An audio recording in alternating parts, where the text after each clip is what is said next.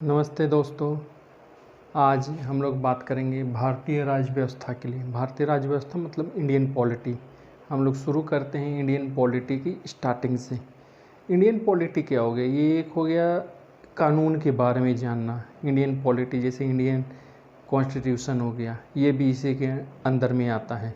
तो इसी के अंतर्गत ये आता है इंडियन कॉन्स्टिट्यूशन। हम लोग बात करेंगे इंडियन पॉलिटी की। ये सब हम लोगों के कवर हो जाएंगे। तो भारतीय कानून का कोई ब्रिटिश राज से पहले कोई लिखित संविधान या न्यायपालिका किसी का कानून नहीं था। पर ब्रिटिश काल के बाद में ये लिखित कानून आए, जो विधायिका बनी, न्यायपालिका बनी। इससे पहले जो भी कानून थे वो रूढ़िवादी कानून थे। सभी राजा, चाहे वो कोई भी हुए, पुराने हम लोग मान सकते हैं या फिर नए मान सकते हैं, जैसे मुग़ल काल या उससे पहले भी सभी ये रूढ़िवादी जो अपने नियम खुद ही बनाते थे और उसी नियम को चलाते थे। लेकिन जब से प्लासी के युद्ध 1757 में अंग्रेज़ों ने प्लासी के युद्ध जीता और 1757 में अंग्रेज़ों ने प्लासी का युद्ध जीतने के बाद और 1764 में बक्सर के युद्ध जीतने के बाद अंग्रेज़ों को बंगाल, बिहार और उड़ीसा में ईस्ट इंडिया कंपनी को शासन करने का अधिकार मिल गया। ईस्ट इंडिया कंपनी को बक्सर के युद्ध के बाद से 1764 के बाद से बंगाल, बिहार, उड़ीसा में सिविल प्रशासन का अधिकार मिल गया। उसके बाद से ये अलग अलग चार्टर बने। हम लोग जैसे पहले देखें, हम रेगुलेटिंग एक्ट, ये तो हम लोग सभी जानते हैं, जिन्होंने इतिहास पढ़ा वो जानते हैं रेगुलेटिंग एक्ट के बारे में। ये काफ़ी फेमस है। लेकिन इससे पहले भी थे 1600 ईस्वी का चार्टर भी ये था और 1726 का चार्टर ये भी आया था। लेकिन रेगुलेटिंग एक्ट हम लोग सब जानते हैं। इसके बाद पीट्स इंडिया एक्ट आया 1784 में, एक्ट ऑफ सेटलमेंट आया 1781 में, 1793 का चार्टर आया, फिर 1813 का चार्टर आया, 1833 का चार्टर आया, 1853 का चार्टर आया, भारतीय सरकार अधिनियम 1858। ये हम लोग सब जानते हैं, इतिहास पढ़ा है, हम लोग सभी जानते हैं कि इतने सारे रूल्स आए। तब ये धीरे धीरे भारत का लिखित रूप में ये विधायिका, न्यायपालिका सभी के लिए एक स्ट्रक्चर बनता चला गया। धीरे धीरे सुधार होते चले गए और ये स्ट्रक्चर बनता चला गया। हम लोग एक एक करके सभी के बारे में जानते हैं। 1600 ईस्वी का चार्टर। इस चार्टर के अनुसार सबसे पहले ईस्ट इंडिया कंपनी को महारानी से भारत में व्यापार करने का अधिकार मिला। वो शुरू में व्यापार करने के उद्देश्य से यहाँ पर आए थे, लेकिन बाद में उनका उद्देश्य व्यापारिक से ज़्यादा राजनीतिक हो गया और 1757 में प्लासी की युद्ध और फिर 1764 में बक्सर के युद्ध के बाद जब सिराजुद्दौला की हार हुई थी युद्ध में, उसके बाद से कंपनी को भारत के सबसे बड़े वाले आबादी के क्षेत्र में शासन करने का अधिकार मिल गया। ये 1600 चार्टर में ईस्ट इंडिया कंपनी इसी के उद्देश्य से भारत में आई थी। 1726 का चार्टर। इस चार्टर से पहले जितने भी लॉ बनते या जितने भी नियम बनते थे वो कंपनी के, इंग्लैंड में कंपनी के निदेशक बनाते थे वो लॉ।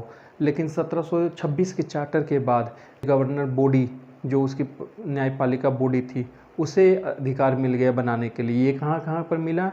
मुंबई में, यानी बम्बई में। मैं बम्बई बोल रहा हूँ मुंबई की जगह, क्योंकि सवाल भी वही बम्बई को आइए लेकर आएगा। मद्रास में, चेन्नई की जगह मैं मद्रास बोल रहा हूँ, और कलकत्ता में। ये तीनों जगह पर राज्यपाल और उसकी परिषद को कानून बनाने का अधिकार मिल गया 1726 ईस्वी के चार्टर के अनुसार। 1726 के चार्टर में, इस चार्टर में एक और खास बात थी कि गवर्नर को इसमें कानून बना के साथ साथ दंडित करने का भी अधिकार दिया गया। पहले जो उसे अधिकार नहीं था, लेकिन इसमें उसको अधिकार दिया गया कि वो दंड भी बना सकते हैं। लेकिन इसमें 2 रिस्ट्रिक्शन डाली हुई थी। पहला कोई भी कानून बने तो युक्ति युक्त हो, इंग्लैंड में बने हुए कानून के साथ साथ वो युक्ति युक्त हो। और दूसरा कि कोई भी कानून जो वो बनाते हैं वो इंग्लैंड, यानी जो उसके निदेशक बोर्ड पहले कानून बनाए हुए थे, उसे ओवरलैप यानी उसे पार ना करे, उसके साथ साथ वो चले। इसलिए ये 2 रिस्ट्रिक्शन साथ में, 2 प्रतिबंध ही बोल सकते हैं, ये 2 ये लगाए गए थे कि वो इस तरह से कानून ना बना सकते कि वो उसे ओवरलैप कर पाए। 31 दिसंबर 1600 को महारानी ने अधिकार तो दे दिया 1600 ईस्वी के चार्टर के अनुसार ईस्ट इंडिया कंपनी को। लेकिन क्या हुआ, शुरू में तो कंपनी व्यापारिक पर्पस से आई थी, व्यापारिक उद्देश्य से आई थी। बाद में उनका उद्देश्य राजनीतिक हो गया। बाद में धीरे धीरे चलते चलते क्या हुआ कि कंपनी में अनुशासनहीनता काफ़ी बढ़ती चल गई, भ्रष्टाचार, अनुशासनहीनता काफ़ी बढ़ गई। इसी आधार के पर ब्रिटेन में 1772 में एक गुप्त कमेटी बनाई गई, जो वहाँ के प्रधानमंत्री लॉर्ड नॉर्थ द्वारा बनाई गई वो गुप्त कमेटी। और गुप्त कमेटी ने एक प्रतिवेदन दिया जिसके आधार पर ही 1773 का रेगुलेटिंग एक्ट जो हम लोग जानते हैं ये पारित हुआ। और ये पारित हुआ तो काफ़ी ज़्यादा इसमें फिर सुधार किए गए।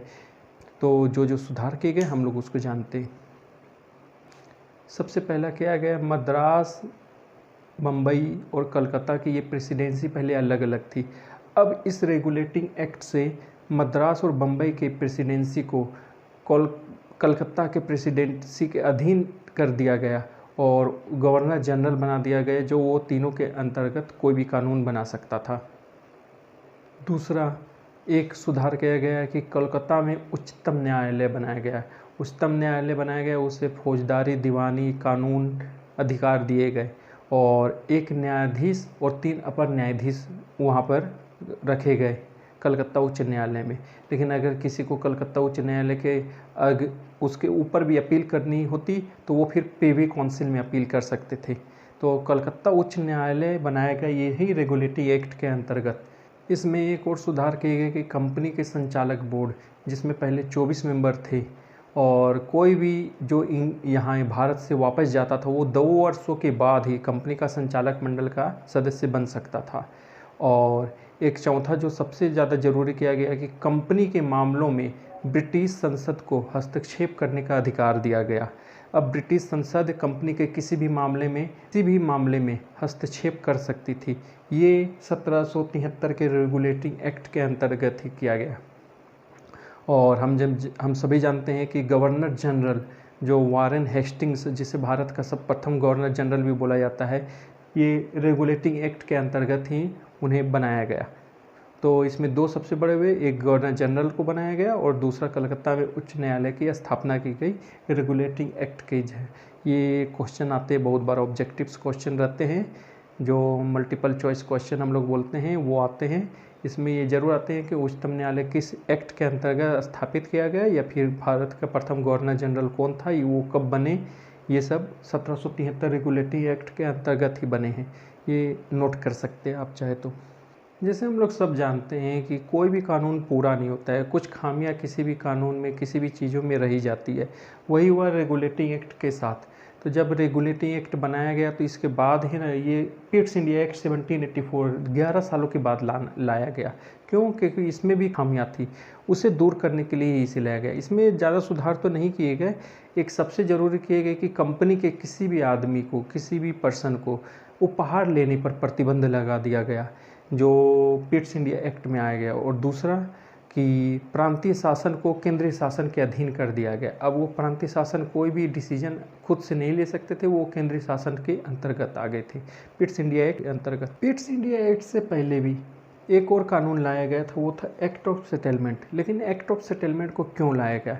एक्ट ऑफ सेटलमेंट को लाया गया कि रेगुलेटिंग एक्ट में जो भी खामियां थी उसे दूर किया जा सके। तो इसमें एक सबसे बड़ी बात की गई कि कलकत्ता में जो बॉडी थी उन्हें बंगाल, बिहार और उड़ीसा तीनों के लिए कानून बनाने का अधिकार दे दिया गया।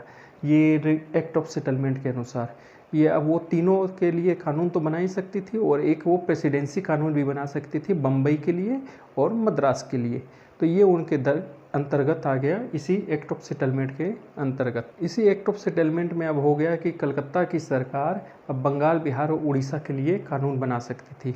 ये काफ़ी इम्पोर्टेंट है, ये नोट कर सकते हैं क्योंकि मल्टीपल चॉइस क्वेश्चन में ये बहुत बार पूछा जाता है।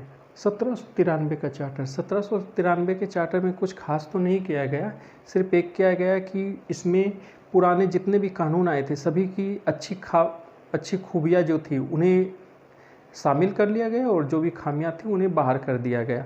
इसमें बस यही खास किए गए, कुछ नए इसमें चेंजेस, ये परिवर्तन नहीं किए गए थे। भारत में अंग्रेजों के समय में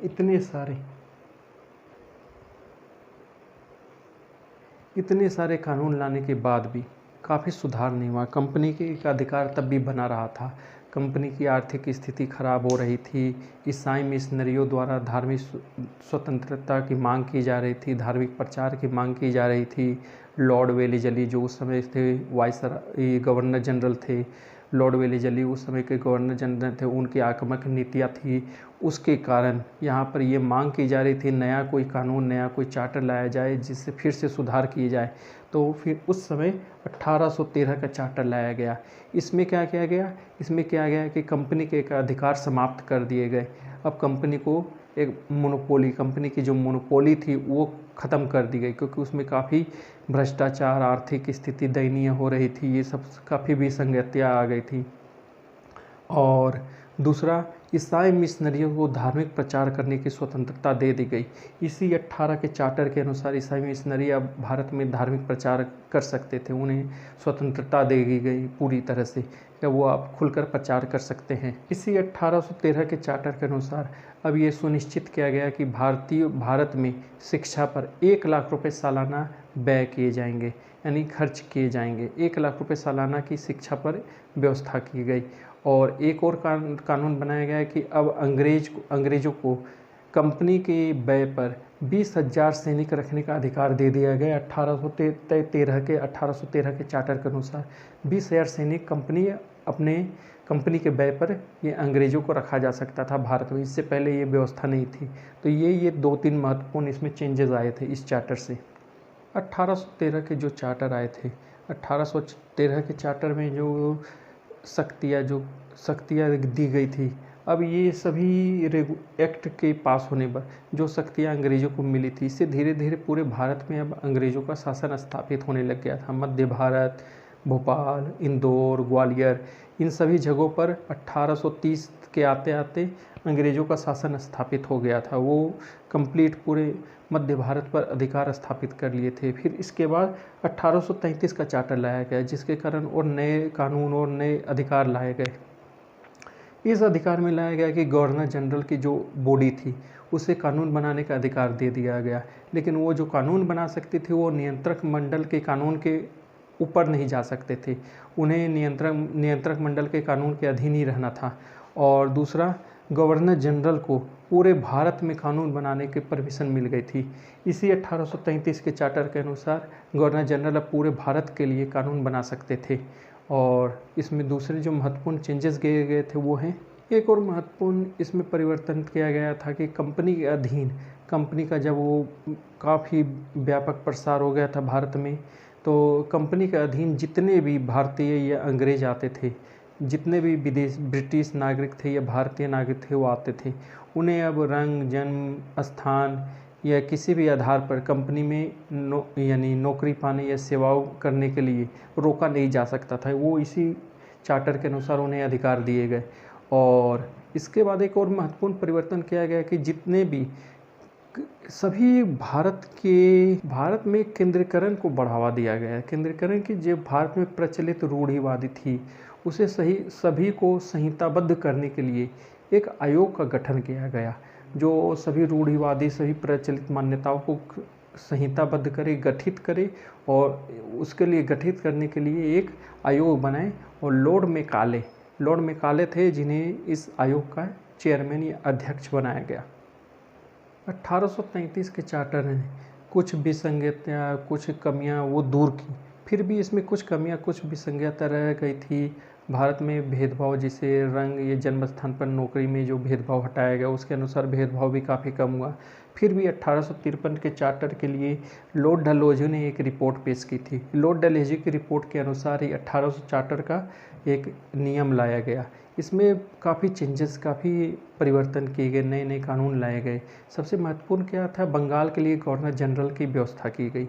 बंगाल प्रांत के लिए एक अलग गवर्नर की व्यवस्था की गई। कंपनी, अब ब्रिटिश शासन कंपनी के कामों को कभी भी भारत में समाप्त कर सकती थी, ये एक और आई। और प्रशासनिक कार्यों को विधि कार्यों से अलग कर दिया गया। ये सबसे महत्वपूर्ण, ये 3 परिवर्तन हुए थे 1853 के चार्टर के अनुसार। ये काफ़ी महत्वपूर्ण परिवर्तन थे। इसके बाद एक और अधिनियम लाया गया जिसे हम सब जानते हैं, हमने इतिहास में भी काफ़ी पढ़ा है, भारत सरकार का अधिनियम 1858। ये अधिनियम भारत में प्रारंभिक चरण मान सकते हैं हम लोग संविधान के लिए। संविधान के लिए प्रारंभिक चरण इसलिए मान सकते हैं कि इसमें अभूतपूर्व काफ़ी परिवर्तन, बहुत ज़्यादा परिवर्तन किए गए इस अधिनियम के अंतर्गत। तो हम देखते हैं इस अधिनियम के अंतर्गत क्या क्या परिवर्तन किए गए थे। 1853 के चार्टर के बाद कंपनी ये प्रशासनिक या व्यापारिक कार्यों से ज़्यादा प्रशासनिक कार्यों में ध्यान देने लग गई थी। वो पूरे भारत में अपना प्रसार कर लेना चाहती थी, जिसके कारण जो छोटे छोटे राजवंश थे अलग अलग जगह पर, उन्होंने विद्रोह करना शुरू कर दिया, क्योंकि वो नहीं चाहते थे कि उनकी सत्ता छीनी जाए और कंपनी चाहती थी कि वो पूरे भारत में प्रचार प्रसार कर ले, जिसके कारण 1857 का प्रथम स्वतंत्रता संग्राम हुआ, जिसे हम सब जानते हैं। इसे प्रथम स्वतंत्रता संग्राम भी बोला जाता है। अंग्रेज़ों का जब शासन हो गया तो ब्रिटिश संसद ने कंपनी को समाप्त कर दिया और पूरे भारत का जो शासन था वो अपने अंतर्गत ले लिया, और अपने अंतर्गत लेने के बाद ही ये भारत सरकार अधिनियम 1858 को पेश किया गया, जो संविधान के प्रथम चरण हम लोग बोल सकते हैं कि स्टार्टिंग बोल सकते हैं, स्टार्टिंग पॉइंट थी ये संविधान के एक आधार के लिए। 1858 में जो भारत सरकार अधिनियम आया, ये भारत सरकार अधिनियम आया तो इसमें क्या क्या चेंजेस किए गए। पहला, ब्रिटिश कंपनी के समाप्त करके ब्रिटिश संसद ने उसके सारे कामों को खुद के अधीन कर लिया, खुद ब्रिटिश संसद ही प्रमुख बन गई। दूसरा, जितने भी निदेशक, नियंत्रक मंडल या गुप्त समिति बनी हुई थी उन्हें ख़त्म कर दिया गया और एक भारत मंत्री का पद बनाया गया। भारत मंत्री की हेल्प, सहायता के लिए 15 सदस्यों की एक टीम को बनाया गया, जिसमें 8 सदस्य ब्रिटिश संसद से थे और 7 सदस्य कंपनी के बोर्ड में आए। तो ये 15 सदस्यों की एक टीम बनी और भारत मंत्री को वायसराय के साथ, वायसराय मतलब जो पहले गवर्नर जनरल थे, इसी एक्ट में उनको अब गवर्नर जनरल का नाम परिवर्तन करके वायसराय करके दिया गया। और भारत मंत्री को वायसराय के साथ गुप्त पत्र व्यवहार की परमिशन दी गई, अनुमति दी गई, वो उनके साथ गुप्त पत्र व्यवहार कर सकते थे। और इसमें एक सबसे महत्वपूर्ण और परिवर्तन किया गया कि हर साल भारत मंत्री भारत के बजट को ब्रिटिश संसद में पेश करेंगे। ये सभी काफ़ी चेंजेस किए गए थे ये भारत सरकार अधिनियम 1958 के अंतर्गत ही। ये इतने सारे एक्ट आए, इतने सारे चार्टर आए, ये अधिनियम पारित किए गए, लेकिन इसके बाद भी काफ़ी सुधार नहीं नज़र आया। इसके बाद भी ब्रिटिश संसद ने काफ़ी परिवर्तन किए, नए नए चार्टर आए, हम लोग देखे हैं और हम लोग पढ़े भी हैं कि वो काफ़ी चार्टर लाए थे, काफ़ी अधिनियम लाए थे, जिससे भारत में और सुधार किया गया। भारतीयों को भी लाया गया इसके अंतर्गत और उन्हें भी शामिल किया गया बोर्ड में। लेकिन वो सब हम लोग अपने नेक्स्ट टाइम देखेंगे। अभी तक हम लोगों ने ये देखा है, नेक्स्ट वीडियो में मैं उसको भी बताऊंगा आप सभी को। अगर मेरी ये वीडियो पसंद आई है तो आज आप इसे कमेंट करिएगा, लाइक करिएगा, शेयर कीजिएगा, सब्सक्राइब करिएगा। नोटिफिकेशन बेल आइकन को भी आप दबा सकते हैं, जब भी मैं नई वीडियो डालूंगा आपको नोटिफिकेशन बेल आइकन से वो पता चल जाएगा नोटिफिकेशन कि नई वीडियो आ गई है। आप इसे शेयर करिए ज़्यादा से ज़्यादा, जिसके कारण क्या है कि जो नहीं पढ़ सकते, जिनके पास सही जानकारी नहीं है, वो भी इस वीडियो से फ़ायदा उठा पाए। क्योंकि मेरा एक पर्पस ये है कि भाई मैं चाहता हूँ कि ज़्यादा से ज़्यादा लोगों तक सही जानकारी, सही नॉलेज पहुँचा पाऊँ। अगर आप करेंगे तो काफ़ी अच्छा होगा। हम लोग नेक्स्ट वीडियो में फिर वापस मिलते हैं।